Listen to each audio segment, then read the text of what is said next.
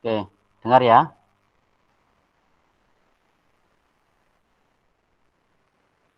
Oke, pada siang hari ini kita akan membahas tentang eh, identitas nasional. Jadi identitas nasional itu menjadi ciri atau menjadi bagian penting dalam suatu negara. Untuk apa?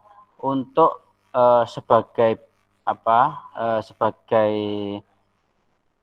upaya untuk memperkenalkan atau justru mempertahankan keberadaan suatu negara. Contohnya apa? Indonesia salah satunya dikenal karena memiliki lambang negara atau memiliki bahasa atau memiliki lagu kebangsaan atau memiliki ideologi atau memiliki bendera atau memiliki kebudayaan dan macam-macam yang lain. Nah, itu menjadi bagian dari identitas nasional.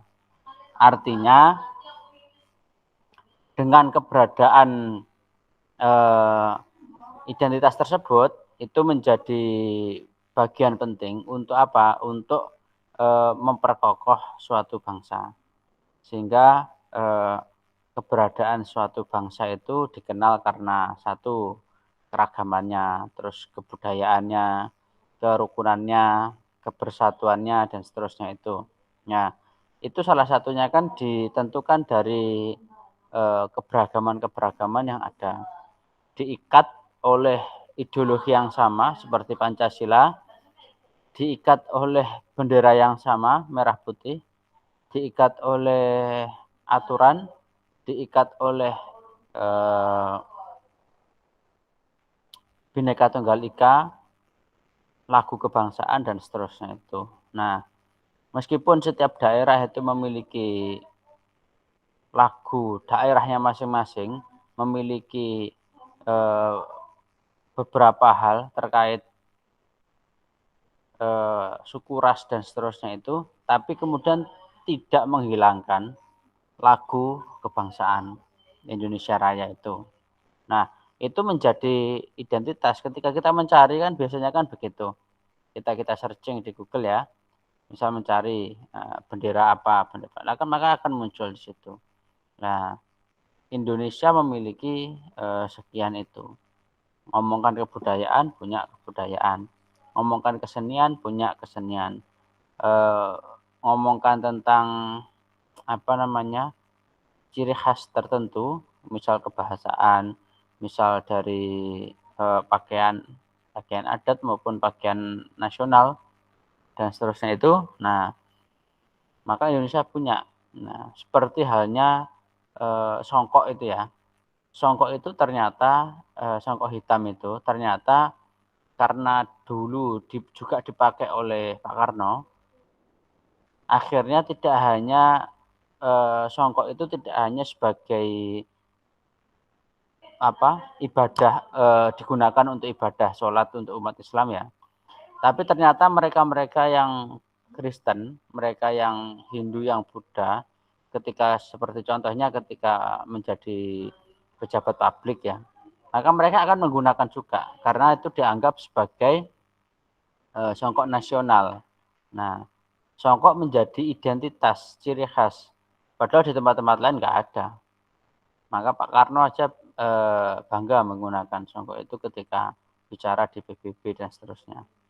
Nah, itu menjadi salah satu ciri khas. Termasuk misal batik. Nah, orang akhirnya menjadi bangga menggunakan batik. Nah, karena berbagai komoditas yang ada ya, misalnya contohnya seperti itu. Termasuk kesenian-kesenian, termasuk kebudayaan-kebudayaan yang lain. Tindak tutur dan seterusnya itu termasuk identitas nasional yang itu mungkin berbeda dan jauh berbeda dari yang ada di negara-negara yang lain. Nah, kemudian ada bendera. Nah, bendera memiliki riwayat yang panjang. Sehingga taruhannya adalah taruhan nyawa. Seperti dulu pada waktu perjuangan itu bagaimana upaya pahlawan kita ya merobek warna apa itu, warna biru. Dulu kan masih pakai benderanya Belanda itu, dirobek untuk dijadikan merah putih itu. Nah, itu salah satu upaya semacam itu. Nah, semuanya memang semua identitas itu hampir rata-rata menggunakan simbolisasi. Nah, karena apa? Dengan adanya simbolisasi itu dapat memperkuat, dapat menjadikan frame berpikir masyarakat itu memiliki kecenderungan yang sama. Sehingga contohnya seperti ini. Nah, misal sama-sama disandingkan ya, karena kita memiliki keterikatan tertentu pada simbolisasi kenegaraan. Nah, contoh ada Garuda merah putih, kemudian ada gambar-gambar burung yang itu juga dijadikan sebagai lambang negara yang lain. Nah, maka secara otomatis orang akan memilih lambang Garuda itu karena itu sudah mengikat. Nah, itu sudah mengikat pada jiwa sebagai bangsa Indonesia. Nah, akhirnya dengan kondisi semacam itu ada penguatan untuk mempertahankan identitas nasional. Sehingga keberadaan identitas nasional itu menjadi hal yang pokok, hal yang penting untuk diterapkan, diperkenalkan, dipertahankan, dan dilanggengkan dalam suatu negara. Sehingga negara menjadi kokoh, negara menjadi gagah karena keberadaannya itu. Meskipun saat ini bentuk simbolisasi itu juga diikut campuri dengan hal-hal yang lain yang kemudian itu bisa menjadi pemicu perpecahan, bisa menjadi pemicu pertikaian. Karena potensi simbolisasi itu ya, kalau dalam sisi positifnya itu menjadi penguat, menjadi bentuk persatuan.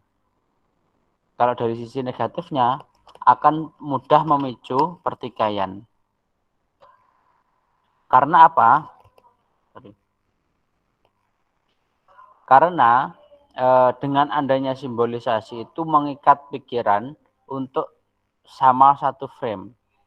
Nah, contohnya begini. Nah, kalian sudah diikat sebagai orang teknik ya, maka simbolisasi orang teknik akan lebih mengikat daripada simbolisasi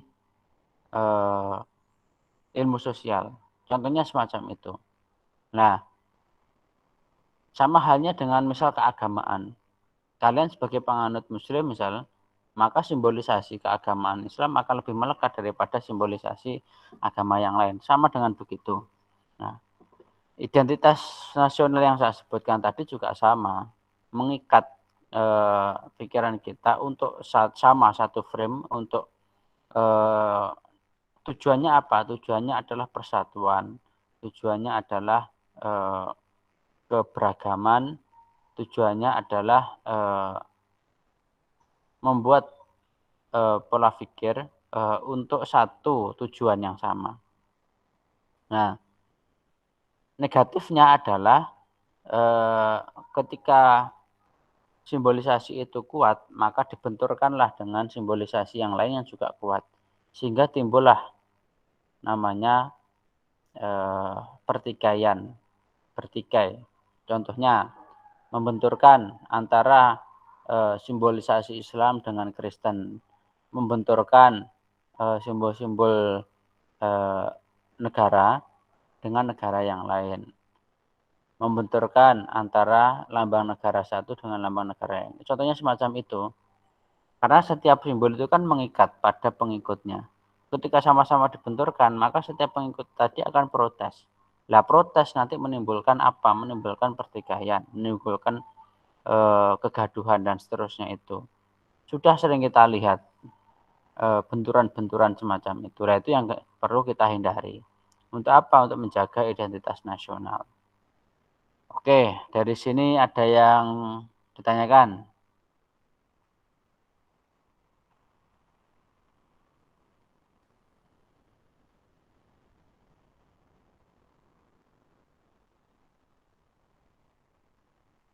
Silahkan kalau ada yang ditanyakan.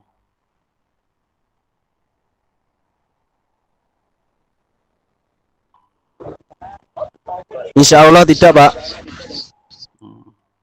Oke. Bentar.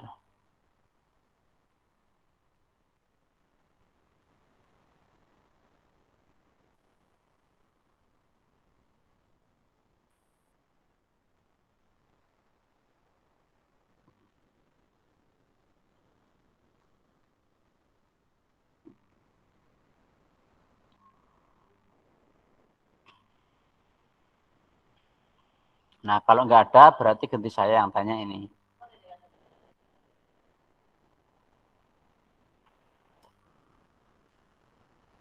Kira-kira masih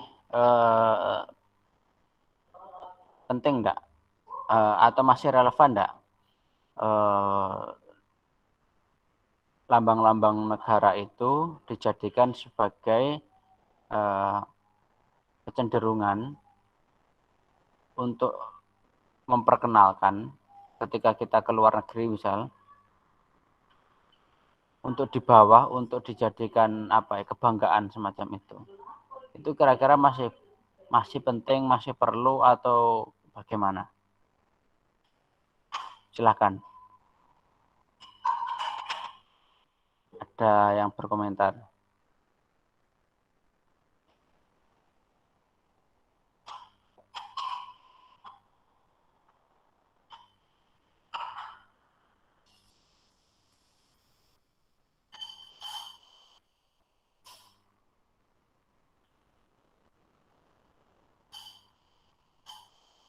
Tidak ada.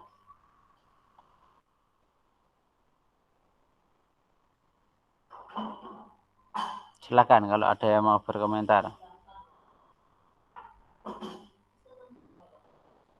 Pak, saya mau tanya. Ya. Materi presentasinya itu apa saja, Pak? Ya, otomatis kalau minggu depan ya pertemuan ke-10. Oh. Kemarin sudah saya share apa namanya? Silabusnya apa belum? Belum, Pak. Belum ya. Kalau belum Okay. bisa di-download di e-learning di RPS itu yang Oh. pertemuan pertama. Nah, itu bisa download itu, nanti bisa dilihat di situ pertemuan ini kan sekarang kan pertemuan ke-9 ya. Pertemuan Okay. ke-8 kemarin kan UTS. Ya, berarti mulai pertemuan ke-10. Nah, materi pertemuan ke-10 itu nanti yang mulai dipresentasikan. Oh.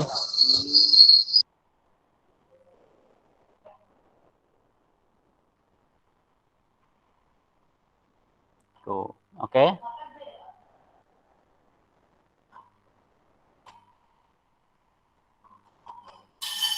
Oke, bisa Pak, dipahami ya? berarti materi ke-10 itu kelompok 1, Pak? Ya, sampai Okay. pertemuan ke-15. Oh, okay. Nanti pertemuan ke-16 kan UAS. Oh, iya, okay, Pak. Terima kasih. Oke ya, paham ya? Okay, paham, Pak. Biar nggak double-double.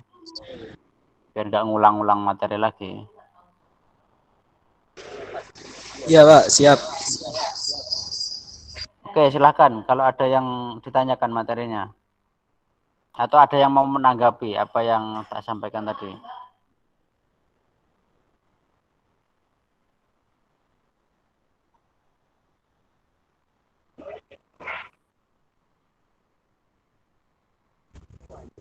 Bu.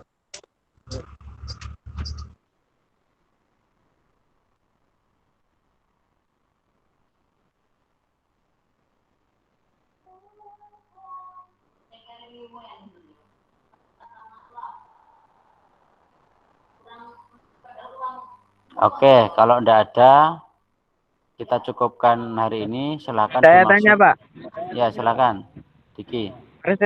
presentasinya itu di luar jadwal boleh? Kapan? Misalnya kelompok 1 hari Selasa, Kamis,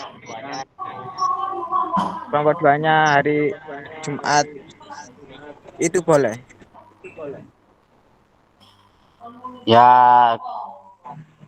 yang penting tidak dalam 1 minggu. Kalau dalam 1 minggu kan otomatis kan double pertemuan.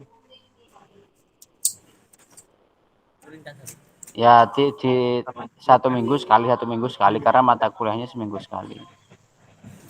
Selasa depan itu luring atau daring, Pak? Nanti aja kita sepakati lagi. Saya belum tahu kalau minggu depan nanti. Nanti bisa kontak lagi. Kira-kira apa namanya, bisa luring apa bisanya daring begitu. Nah, kalau memang nanti ada apa namanya kesepakatan ya, misal tidak Selasa misal. Nah, nanti disepakati bersama.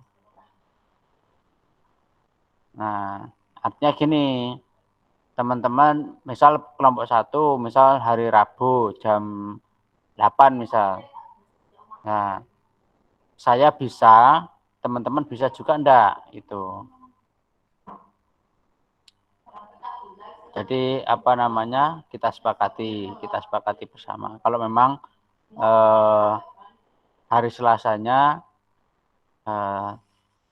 pas hari Selasa, misal pas hari Selasa minggu depan pas kebetulan misal enggak bisa, kemudian pengen diganti hari Rabu atau hari Kamis misal.